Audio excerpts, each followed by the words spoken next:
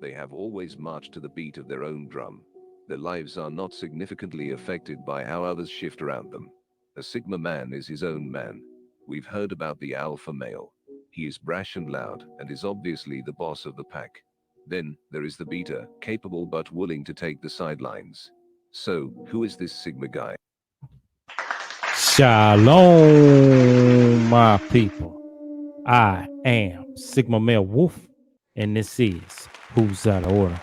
Now, on Who's Out of Order, what I do is I react to videos and news stories. Then I tell you who I think is out of order. It could be one person, could be two, three, four, or maybe more, or it could be none. But it's my opinion, and that's the bottom line.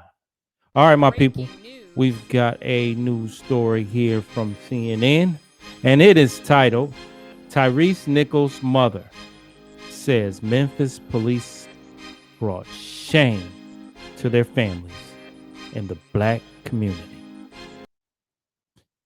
I agree.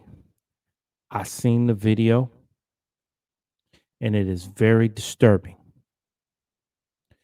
that no matter what color they are, what officers can act in a way that they are beating a man worse than they would beat a dog.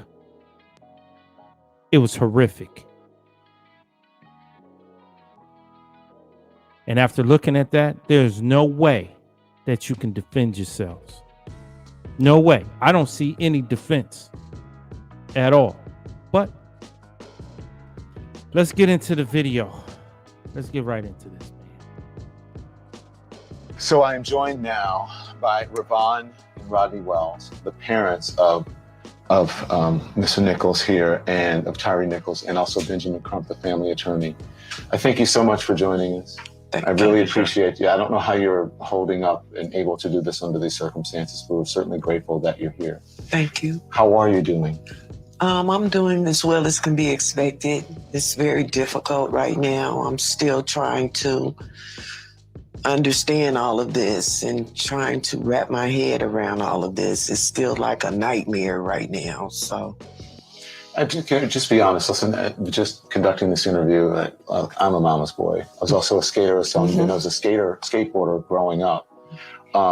And so I just can't imagine my mother dealing with this. When you walked in, you said, Don, I'm not very good at this. And I said, I got you. What do you mean you're not who would be good at this? Exactly. Who would be good at this? I don't know, because this is very difficult. This is very difficult. Yeah. Yes. How are you doing, Dad? I'm hanging in there. You know, I have to be strong for the family. So we have other siblings that we have to be strong for also. Did you hear the chief? Yes. What'd you think? I respected what she said. She's doing an excellent job, I feel. She's moving things along, and I like what she's doing. She said that there is been no evidence that they have found so far to substantiate why the officers stopped Tyre Nichols. No evidence so far. What did you make of that? Don, I think it's telling because there's so much videotape America's about to see, over an hour long video from a pole camera that catches a lot of the tragedy, all this body cam footage. If Tyre was driving reckless, we should see it. We're not saying that they're lying, but we should see it. And the fact that they can't show it to us further underscores why this was so unnecessary. So unnecessary. I have to say this, because like Ms. Wells said, how swiftly they moved in Memphis and how swiftly the district attorney brought charges against these 5 black police officers. This is now the blueprint for America. When you see officers committing crimes on video, then you can't tell us that you got to go 6 months, you got to go a year. No, when it was these black officers, we saw it move swiftly. And so think about all the ones we covered, Don. I mean, the Tamir Rices, the Michael Browns, Ahmad, all these cases took so long for Lando Castillo, for them to charge. But here in Memphis, we now have the blueprint that it can be done swiftly and efficiently. You're shaking your head in agreement. You're saying yes. Yes.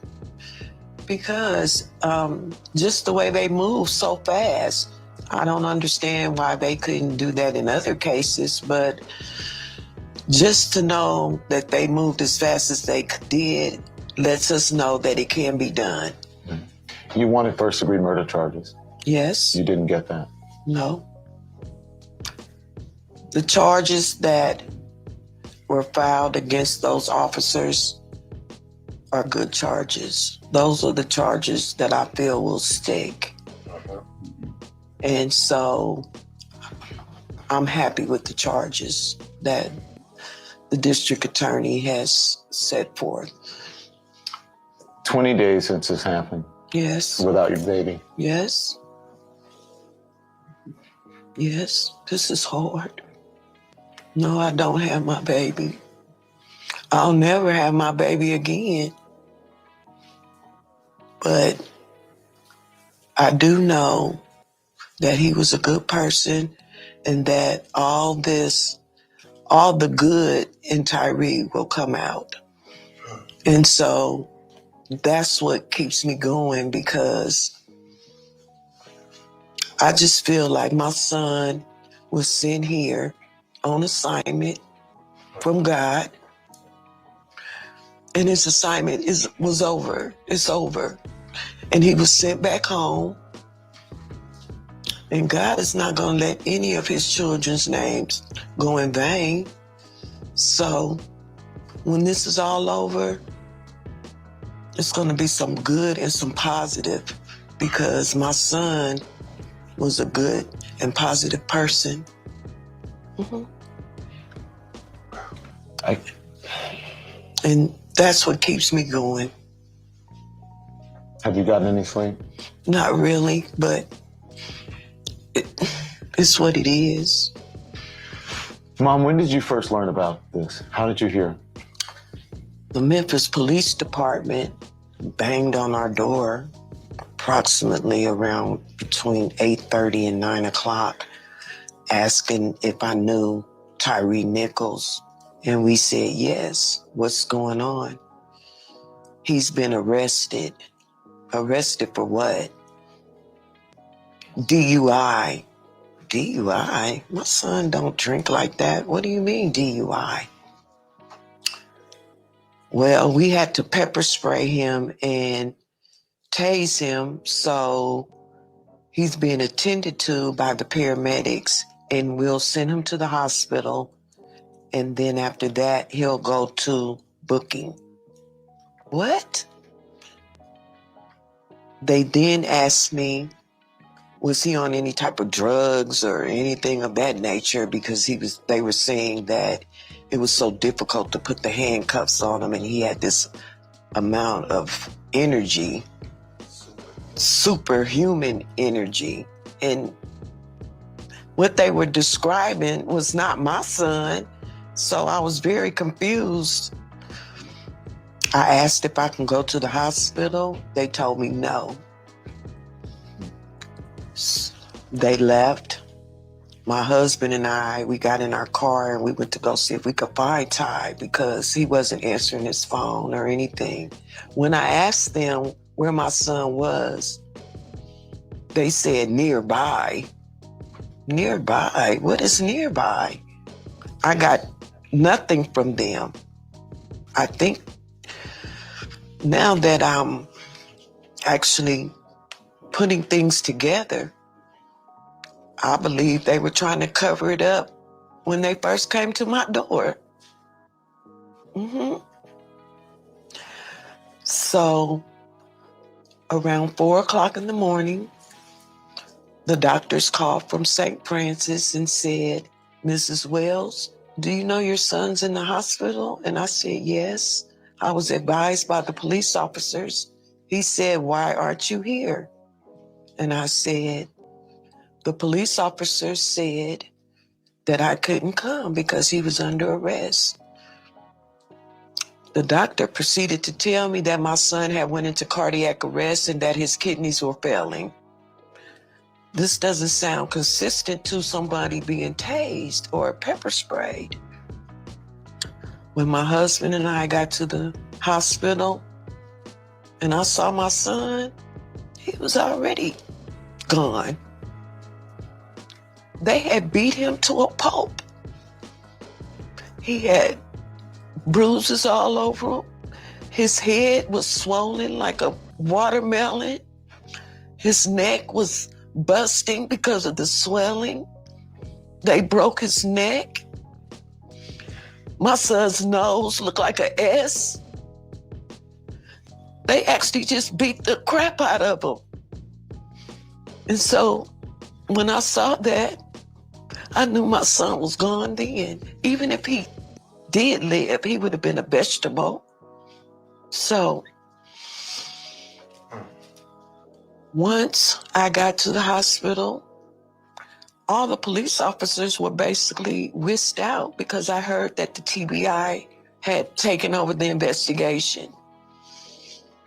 And that was it. They spoke to us, asked a bunch of questions, but I knew something wasn't right. I just didn't understand why they stopped my son in the first place. You said that you thought from the initial time when they contacted you that they were trying to cover up. Why did you think that? Well, I didn't think that initially. As I started getting information, and information was coming to me, because they made it seem like the stop and the start and the stop of the was at a certain location, when actually they were less than 80 feet from my home. You talked about what you saw. Now, I hate to bring this up, but I just have to be honest. You know Emmett Till? Yes. It's reminiscent of that. I haven't seen the video. I'm talking about what you saw when you went to the hospital. Oh, yes. Yes. Yes. That was terrible. Dad, would you say? You agree with that? Most definitely. Because I'm the one who took the picture that's being circulated. And I took the picture because he was in such horrific condition. He shouldn't have been in that condition from pepper spray and tasing. He was never conscious. No. You said you believe if he lived, he would have been a vegetable. Yes. The last words on that video that America's going to hear, and Miss Wells, he calls out for you 3 times. Gut-wrenching screams for his mom. Cause Go ahead, Mom. that was my baby. He was a mama's boy. That boy loved me to death. He has my name tattooed on his arm. People don't know what those 5 police officers did to our family. And they really don't know what they did to their own families. They had put their own families in harm's way. They had brought shame to their own families. They brought shame to the Black community.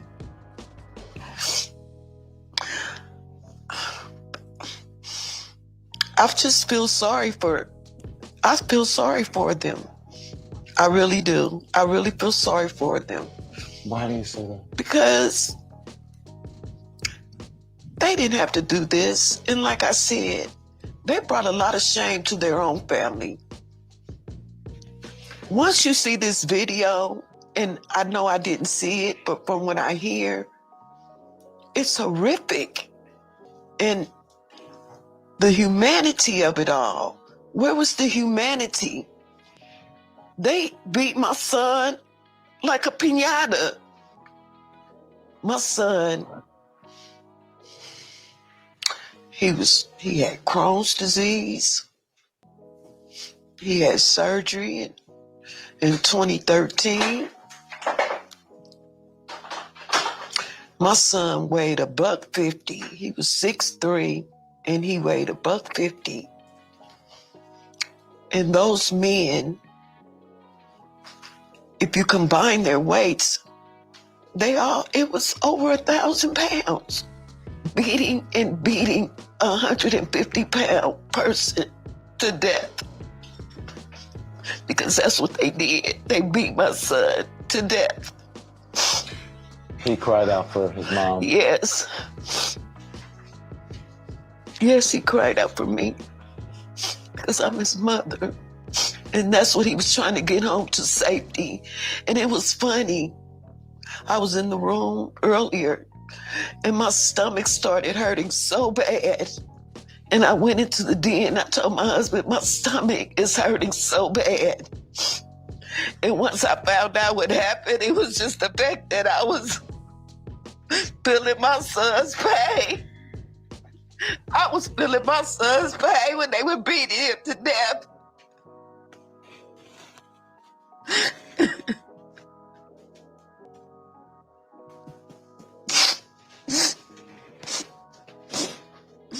You said that you felt sorry for them.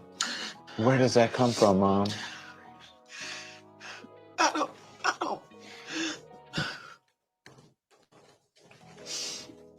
don't hate anybody. That's not in my nature. I just feel sorry for them because they did something horrendous. And I don't know. You said they brought shame on themselves, their family, and they brought shame on the Black community. Can you speak to these? Are all Black officers? No. People try to say Black people, we only try to go after white officers. That's not true. We don't care what color the officer is. We want bad officers taken off the force. We know there's a lot of great officers. I know officers. But there are bad officers too. And those are the ones that we need to get rid of. Because all these kids that are dying and being killed at the hands of police officers, their parents pay taxes. They're paying their salaries. And then they have to be murdered by a person who's they're paying their salaries. That's not right. Why is it that Black and brown kids always get beat up when they are encountered with the police? We just had an incident in Memphis right after my son with the white guy who spit on police officer. They didn't beat him to death. Why? And I'm not saying they're supposed to, but why? They ran. They didn't get beat up. I don't care what color police officer. But by them being Black, it hurt the Black community.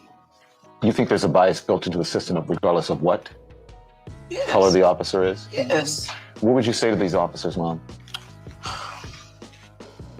I would say to these officers that you have to show some compassion to people. We all know that a lot of these police officers intimidate Black people in order for them to do something. They're waiting for them to do something. And they need to learn that everyone is human and everyone should be treated with respect. Yes. She didn't see the video. You saw the video. Yes. What are we going to see, Rodney?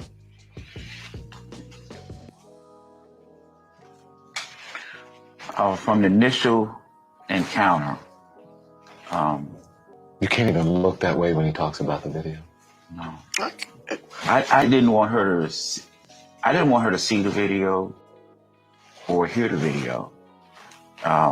It was our attorney's request that she could stay in there as long as she could.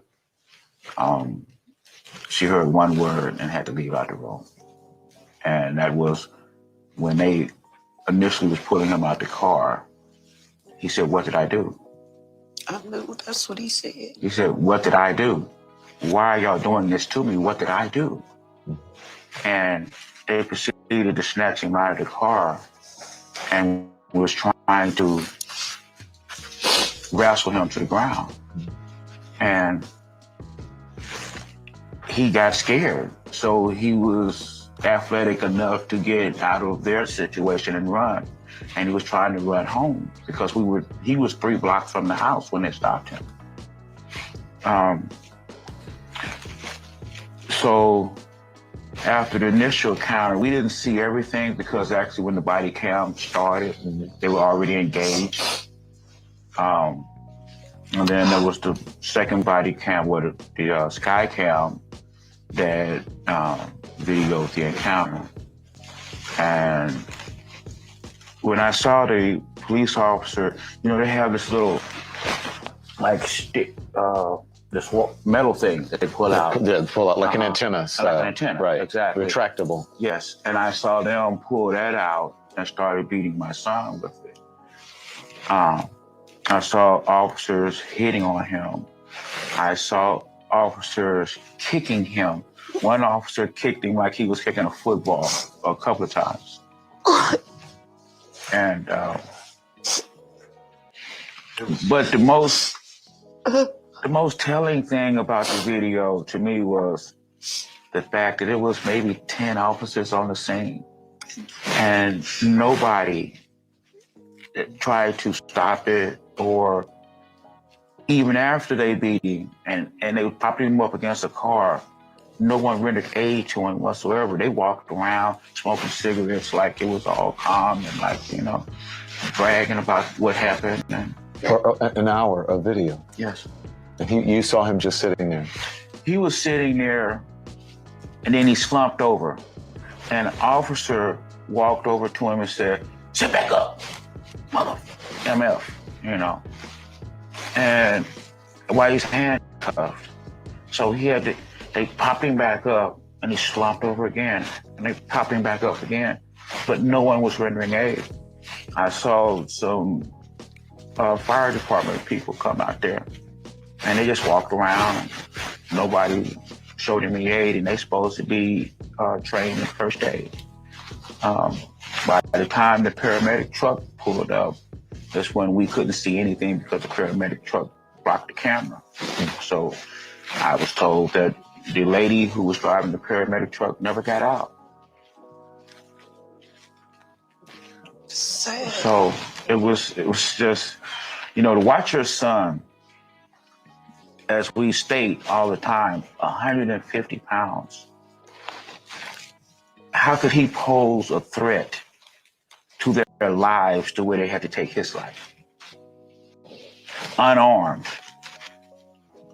Unarmed. What's your message? My message is the same as my wife said. Hopefully from this situation that we have reform, that police get better training, that, you know, I've heard from people because of this, where this particular unit, Scorpion unit, has beat up other people. But because they didn't die, it's not politicized. It's like it's washed under the rug. You think more is going to come out then? I believe that more is going to come out. It's going to be a strong reaction down limit after George Floyd, after so many of these tragedies. We pray for reform. Can I ask you something? She said her son came here on a mission. And she doesn't hate anybody. She feels sorry for them. Doing the work that you do, is there a lesson in it? You said this is a blueprint, should be a blueprint for around the country. So what is the mission? What will accomplish the mission that she believes that her son was sent to this earth for and taken too quickly? And the prayer that I believe Ms. Wells is articulating is that this won't have to happen to other young Black and brown children. We don't have to learn so many hashtags down limit. I don't have to be talking to you on CNN week after every other week about yet another unarmed Black person has been killed by police in a highly controversial manner. hopefully, this institutional police culture that says it's okay to engage in excessive force against Black and brown people will finally be dealt with. We won't continue to try to say that, oh, it's true. They can de-escalate just fine when it's white citizens. We see that all the time, but it's when it's Black and brown citizens, no matter if the police are Black, Hispanic, or white, they seem to do the most dial limit. And so this is the blueprint from now. You know, Memphis Police Department terminated them immediately. The DA brought charges within 20 days. Now, when it's not Black officers, we want to see the same type of justice. Mm-hmm. Mom? Yes. What do you miss about him the most? His beautiful smile. And just, my son had a beautiful soul. And he touched a lot of people. And I always joke, because he'll come in the house and he'll come in and say, "Hello, parents." I'll never hear that again. I'll never cook for my son again. Mm. I'll never get a hug from my son again. Mm. Won't get anything from my son again. Mm. Just because some officers decided they wanted to do harm to my son. Mm. And so, this is a very difficult thing. No mother should have to go through this. No mother. And I never thought in a million years that I would be sitting on your show speaking about my deceased son that was killed by the Memphis Police Department. You only get one mom. Yes. And I don't even know what to say. I'm like, just so you know, I said I was a skater growing up. My mom is with me now, visiting from Louisiana. Oh. Sure, her boyfriend, she found her dead on Christmas Eve. Oh, and she's supposed to stay with me for 2 weeks, and now she's been with me for a month. She's going to continue to stay with me. She's been cooking for me, so I relate to what's going on to you, especially the Black family. Mm-hmm. Doesn't matter the race of the officer. No. No one deserves to be treated like that. No one. You can be co-opted, no matter what race, by a system that is biased. Yes. And I appreciate you saying that, because the world doesn't matter the race of the officer. People just want to be treated with dignity and fairness. And for a traffic stop, no one should have to die. Exactly. And I just want to say thank you to the district attorney, because he's working very hard on this.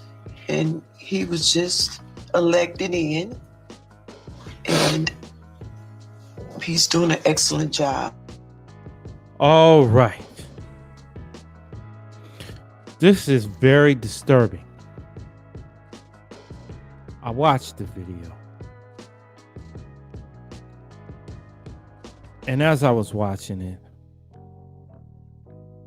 I was thinking about my own children, my sons. And you know, you have to talk with them, to tell them, you know, what to do if you ever pulled over. And in this case, it didn't matter. It didn't matter. And it makes me second guess. It didn't matter. They came right up and they were ready to get down. I guess one of the officers say he almost sideswiped him or almost hit him or something like that. Well, that means you have your emotions all wrapped up and you don't need to be on the force anyway. Reckless driving, but that doesn't mean he's a criminal. That doesn't mean that he needs to lose his life.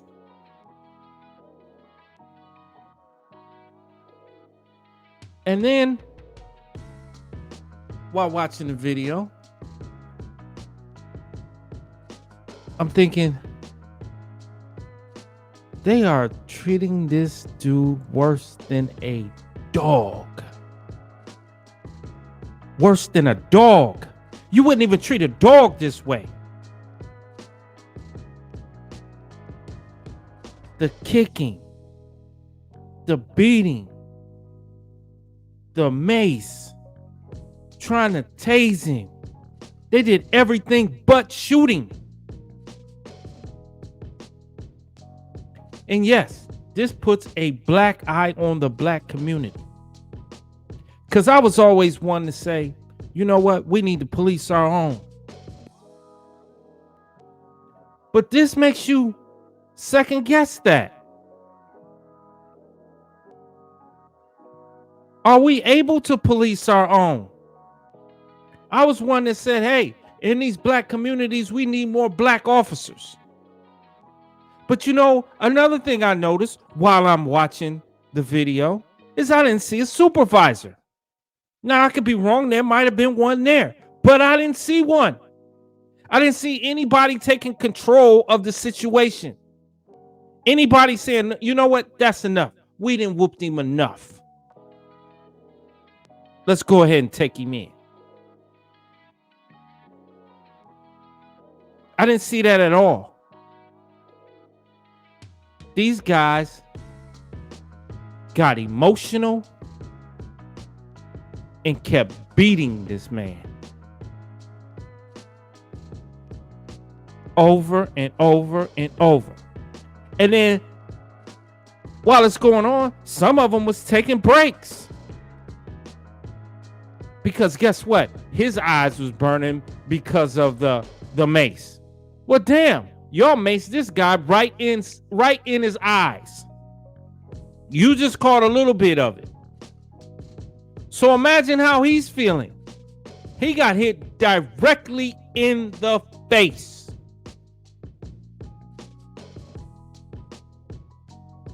And you just caught the overspray. And you over there acting like a little bitch. They taking breaks. Want to go off to the side and holding his eyes, rubbing his eyes and stuff. Another one taking breaks. I think his leg was hurt. This man had all of that going on. And then y'all want to act like y'all so damn tough. He was 150 pounds. Each of y'all was over 200, well over 200 pounds. And y'all was barely handling this man.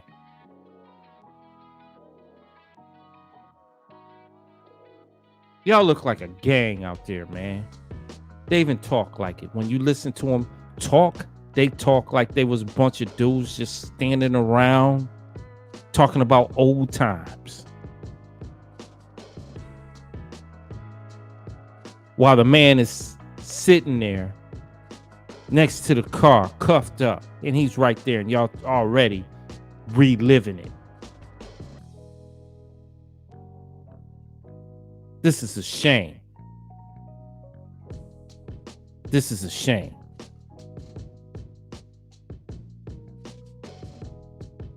And here's the thing, man. You know, I don't advocate for anybody to go to prison.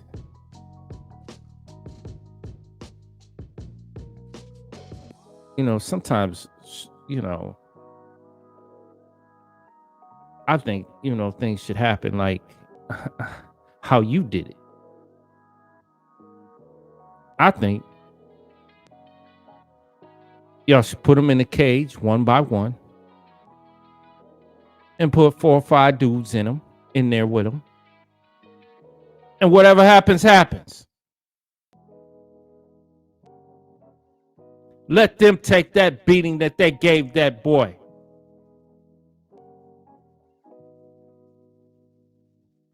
All right, I'm done, man. Hit the like button if you like the video. Comment, let me know what you think about it.